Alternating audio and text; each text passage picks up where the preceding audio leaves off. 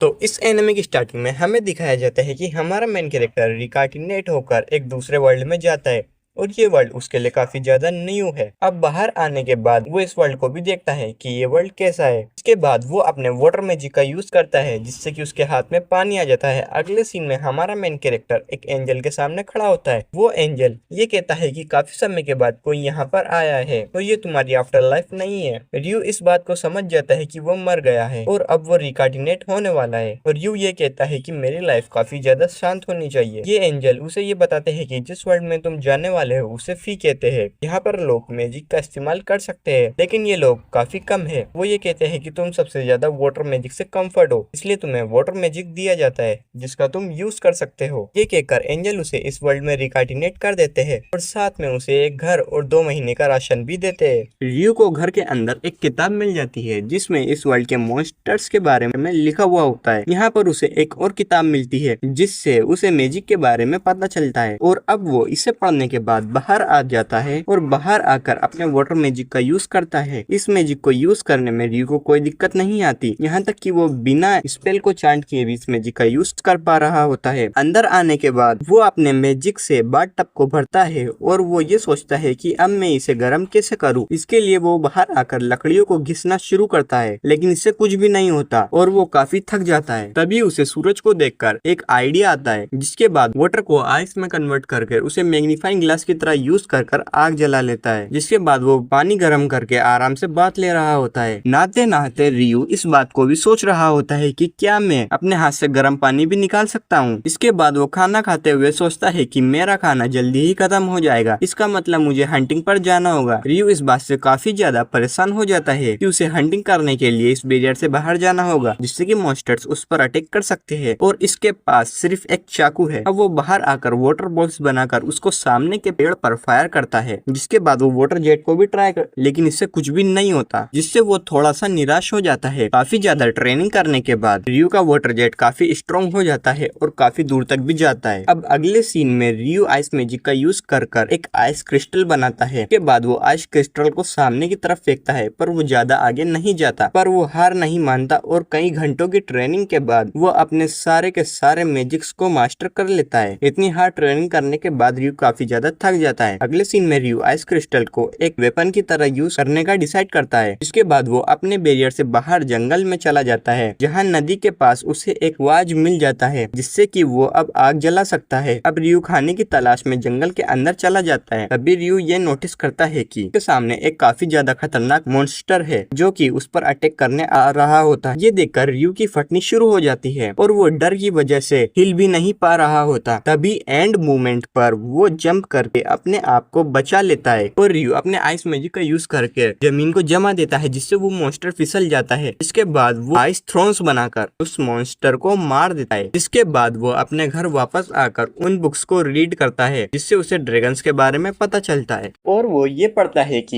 ये ड्रैगन्स काफी ज्यादा खतरनाक होते हैं और ये जहाँ भी दिख जाए तो इनसे जितना दूर हो सके उतना दूर भाग जाओ अपनी जान बचाने के लिए। और जब रियो पेज को टर्न करता है तो यहाँ पर एक और एंजल के बारे में लिखा हुआ होता है और इसका नाम है अगुमा और ये एक फॉलिंग एंजल है। इस किताब में इस एंजल के बारे में ज्यादा कुछ नहीं लिखा होता, बस एक चीज साफ लिखी होती है कि जिस भी दिन ये एंजल तुम्हारे सामने आ गया वो दिन तुम्हारी जिंदगी का आखिरी दिन होगा। अब अगले सीन में रियो जंगल में आ जाता है लेकिन तभी अचानक एक काफी बड़ा होग उस पर अटैक कर देता है और रियो आइस शील्ड बनाकर इधर उधर भाग रहा होता है। ये होग रियो को मारने के लिए एयर स्लेश का यूज कर रहा होता है। अब रियो ये समझ जाता है कि उसके पास भागने का कोई भी चारा नहीं है तो वो भी लड़ने के लिए तैयार हो जाता है और इसके ऊपर आइस के अटैक करता है। पर ये रियो के अटैक्स को डॉन्च करते हुए रियो के काफी ज्यादा पास आ जाता है। तभी रियो आइस शील्ड बनाकर उससे बच जाता है और होक को भी काफी ज्यादा चोट पहुंचती है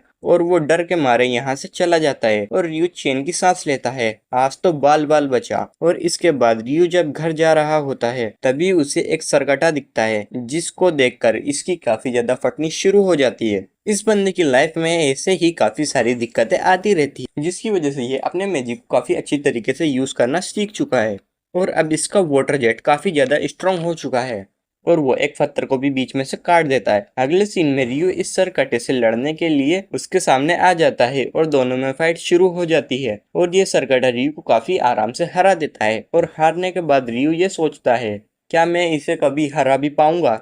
ये सच में काफी ज्यादा ताकतवर है।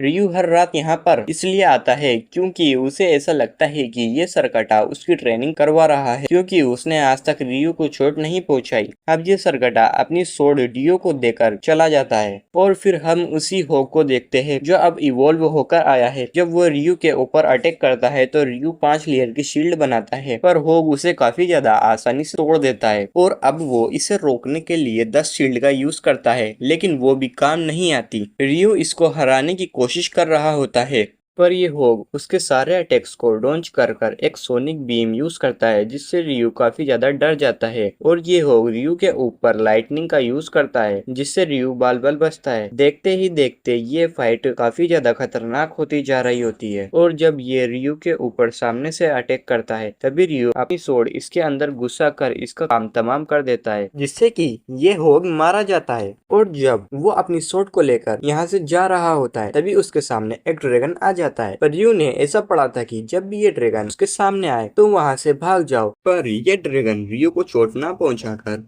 अपनी टेलीपैथी का यूज करके रियू से बातें करता है, जिससे रियू शॉक हो जाता है। मैंने काफी टाइम से टेलीपैथी का यूज नहीं किया और मुझे कुछ तुमसे पूछना है। क्या तुम ऐसे होग से मिले थे जो अभी अभी इवॉल्व हुआ हो? रियू उसे डरते हुए जवाब देता है, अरे हाँ, मुझे मिला तो था पर मैंने उसे मार दिया, मुझे माफ करना। क्या तुमने उसे जान से मार दिया? तुम तो काफी बहादुर हो और तुम्हारे पास ये अजीब सा वेपन क्या है? जब रियू उसे अपनी सोड दिखाता है तो ड्रैगन कहता है, यह तो बेरिकिंग की सोड है। अगर ये सोड उसने तुम्हें दी है तो इसका मतलब साफ है तो तुम्हारे ऊपर काफी ज्यादा भरोसा करता है। और फिर ये दोनों बातें करने लग जाते हैं और देखते ही देखते शाम भी हो जाती है और इन दोनों को इस बात का पता भी नहीं चलता। रियू ड्रैगन से पूछता है कि तुम्हारा नाम क्या है? वैसे मेरा नाम है लेविन। और ये बोलने के बाद ड्रैगन यहाँ से चला जाता है और फिर रियू भी यहाँ पर से चला जाता है। इस तरफ एंजल रियू के स्टेट्स को चेक कर रहे होते हैं और वो ये देखकर काफी ज्यादा शॉक्ड हो जाते हैं। मैंने ये बात तो नोटिस की ही नहीं, इस बच्चे के पास तो एक रियल ट्रेट है, पर ऐसा कैसे हो सकता है? ये सिर्फ एक ही बार हुआ है, वो भी 10,000 साल पहले, जब मैंने एक लड़के को दूसरे वर्ल्ड में रिकार्डिनेट किया था। यहाँ पर एंजल जिस ट्रेट की बात कर रहे होते हैं, इसका मतलब है वो इंसान कभी भी बूढ़ा नहीं हो सकता। और दोस्तों, आज की वीडियो यहीं पर ही खत्म होती है, पर हम जल्दी ही लौटेंगे एक और नई दुनिया के साथ। तब तक अपना ख्याल रखो और एनीमे की दुनिया के सफर के मजे लो।